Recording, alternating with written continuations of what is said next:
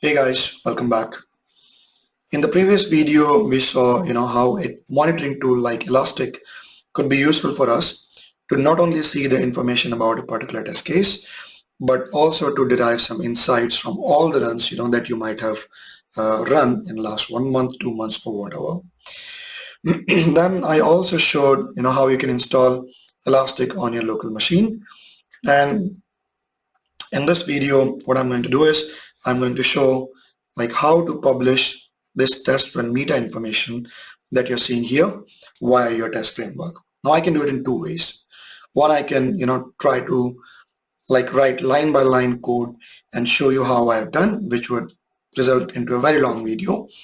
Or what I can do is I already have solved this problem, right? So there's no point me trying to solve it again line by line. What I can do is I can copy paste the code from my existing projects, and then I can explain you which parts are more important and why I am doing what am I doing, right? That saves me time, that saves you time. So let's take that approach and let's just go back to our project 0. So now to publish our results, the first thing that we need is we need to identify what do we want to publish, right? So we want to publish some information.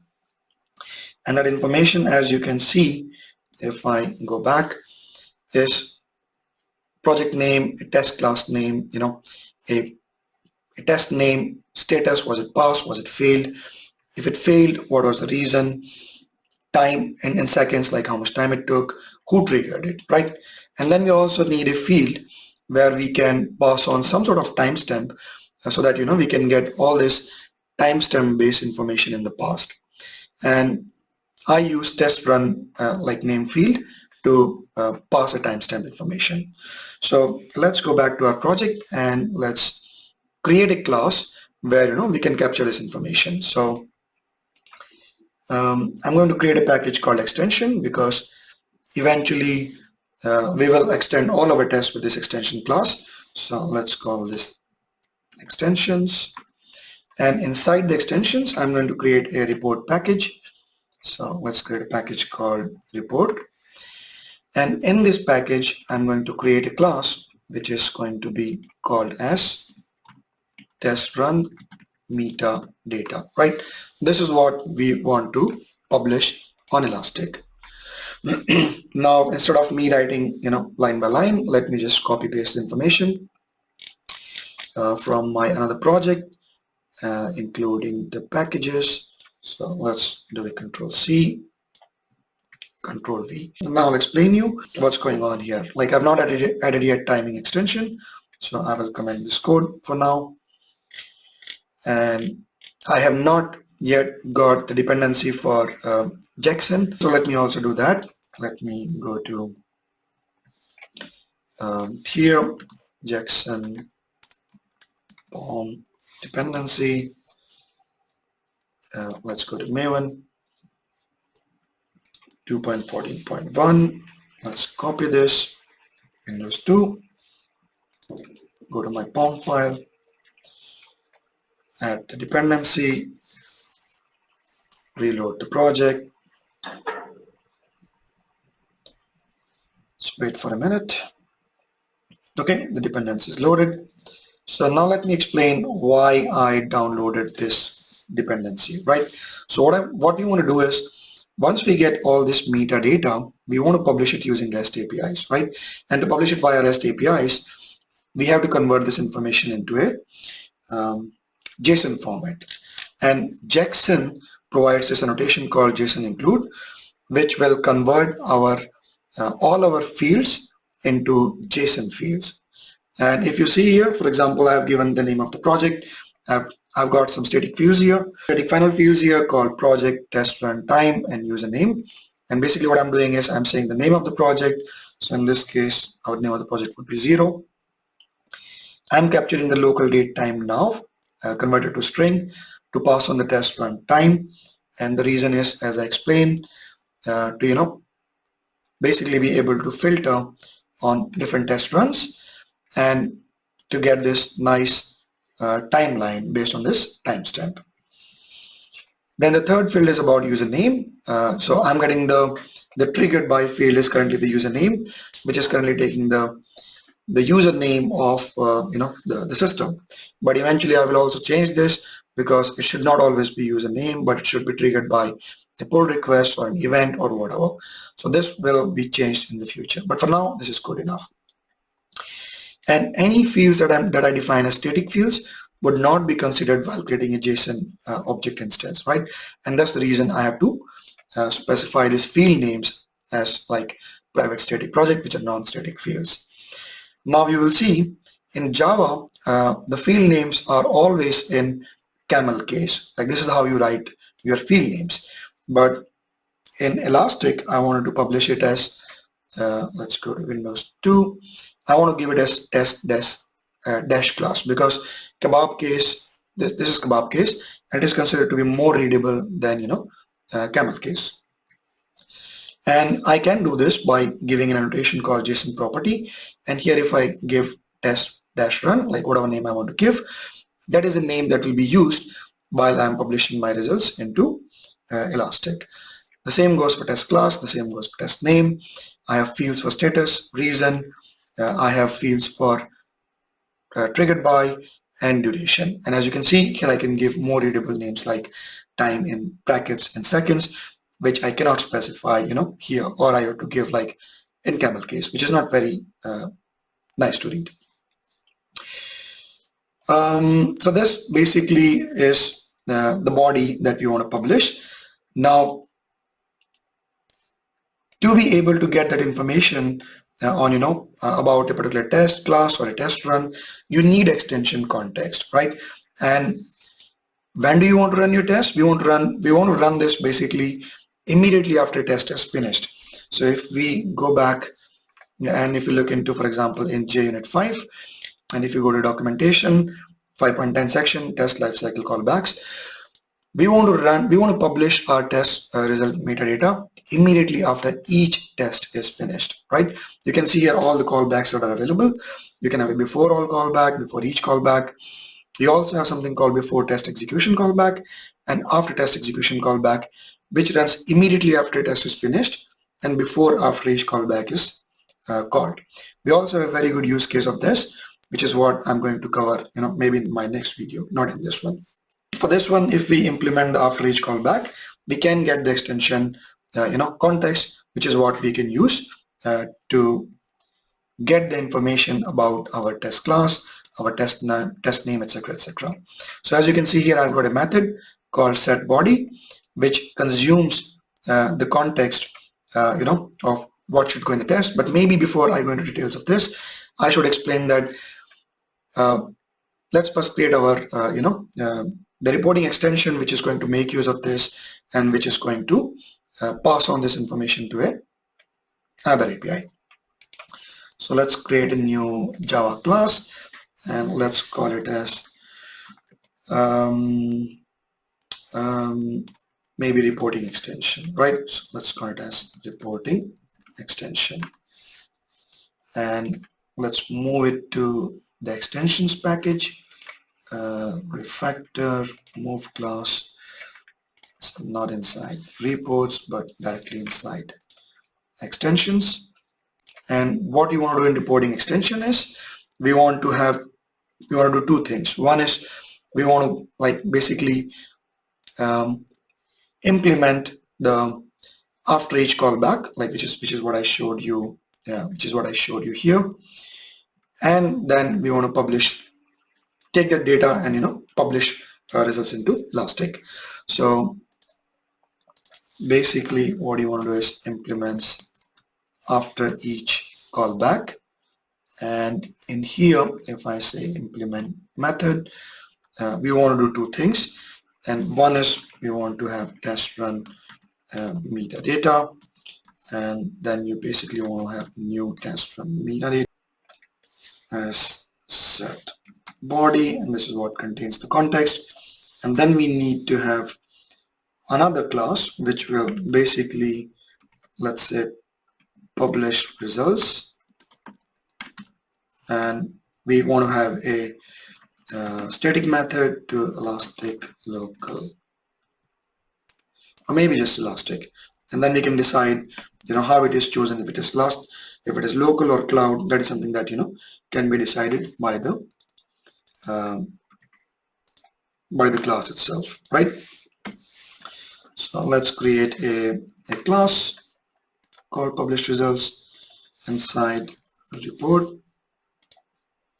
So now we have a class, and let's create this method to Elastic. Okay, so it takes this metadata and it does something with it, right?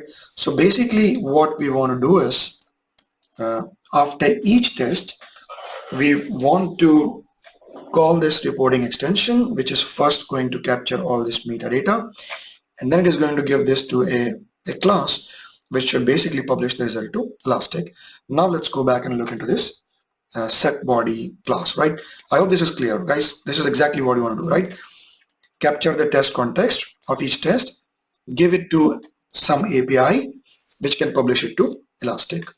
So now if I come back here, you can see we can get the project name, we can get the test run time from here. To get the test class, the syntax is you do context get test class, and then if you get the name, get the simple name. To get the test name, you say context.get display name, and you provide it. Duration is something which I would like to skip for now, because we need to do something to get the test duration. So let's skip it for this particular session. Then I want to set my status and my reason. You cannot do it directly, get it directly from context, because if I go to this method, what I'm saying is you can get if there's any execution exception. If there's any execution exception, the boolean will be true. And if the boolean is true, then you have an exception. And then you can say, okay, in this case, status is fail. Like in the past, I was giving it like this. But then I realized instead of giving it fail, a cross is more visual. So what I did was Windows dot, and with Windows dot, you can get these emojis. I think in Mac it's some other shortcut, and if you give cross, you can get whatever you want to give. In our case, we already have given the cross, so I will delete it, right? Similarly, I found an icon for bug. If there's an exception, then the status has failed, and the reason should be I'm giving it like starting with a bug name with a space, and then if you give get execution exception to string, you'll get the message of error, which is what you see here in case like this, right? So if I come back, if there is no execution exception present, then the test is passed, and I'm just putting a flower that everything is good. There are no bugs. So this is to set up the status and reason, and then to trigger by, I'm using the username. By the way, this should change in future. When we're not just triggering it by users, but when you also want to trigger using pull request, or if you want to provide the trigger name as an external event, then we should also be overriding it. But with this, you can see like we have all the information that we want to publish on Elastic available in our test run metadata class, right? Now, let's go back to, not here, let's go back to our reporting extension class. Now it says, okay, you have got the metadata, now publish the results to Elastic. Now, most of the QAs are familiar with Restassured to publish results to Elastic. So here also, first I'm going to use Restassured, but there's even better way of doing it. Like in the sense, if I open the page, if we look into Elastic documentation, maybe I should not do it in this session, but maybe in the next session, Elastic provides its own API using which you can publish data on both unsecure servers or secure instances or on cloud instances, and that is the API that we are going to use in the next video. But for this particular session, we are just going to use Restassured to publish our results. So I think I have to first find Restassured Maven dependency. So let's do that. Restassured. Okay. Let's open this. Let's copy this, Windows 2, home file. Let's open Restassured, download Maven dependencies. I'm going to remove this scope, by the way, because I want to put this in the test.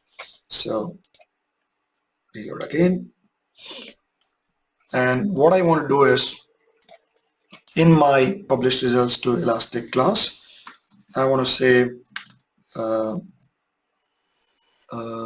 rest assured dot given. So let's put it like this. Given, let's put the content type as JSON, and we want to put the log if validation fails. If there are any errors, we also want to log it. If not, we'll skip it. We don't have to give any authentication headers, so that is cool. Let's give the base URL, and the base URL could be localhost 9200, right? Windows 2. So http localhost 9200. In body, we will take test run meta data, all right? And when we'll make a post call, right? And in the post call, let me see. In the post call, you have to provide the name of the index that you want to publish. So we want to publish the name of our project as 0, right? And then you have to provide underscore doc. Like, this is a syntax that you have to provide to publish the documentation on your Elastic instance, on a local Elastic instance, right? And then I could say, then log if error, and we can even like extract the response if you want, or we can just leave it here, right? Because I don't want to do anything else apart from this. I just want to publish the results to Elastic at this moment. So this is good enough for us. So let's just go ahead and try to see if we can use this. So we have our reporting extension, we have our void method which accepts this, we have our metadata class. Everything seems to be in order. The only thing that I need to do now is go to a particular test class and extend it. Let's say extend with, and if I extend it with class, then if I run a test, this particular test should be published on Elastic. So let's run this and see what happens. Let's go to Windows 3, discover Elastic. Let's go back to our, test finished. Let's go back to stack management, index management, and guys, earlier we only have one index called customer. Now you can see we also have another index called 0, right? And now if we go back to discover, and if I change the index to 0, index pattern 0, refresh, change index patterns, 0 doesn't match any options. Okay, let's delete this customer index. Let me go to stack management, index management. I'm going to delete this index. Okay, let's go to discover, manage index pattern fields, index management, index patterns. Okay, create index pattern. Okay, so the index pattern was customer, but we want to provide it now 0, right? So took me a little bit of time, but found it. The field that we want to use is test run because that contains the test run pattern. create index pattern, and now this is done. So now if I go back and if I look into discover, we have an index pattern called 0, and if I refresh it, it says no data displayed. And that is because, like I said, the time difference between my local machine and the Elastic server is 1 hour. So if I change it to 1 hour from now, and if I update, you see some data here, right? And I can also change it to 15 days ago, update, even save it, and let's call it as test run data.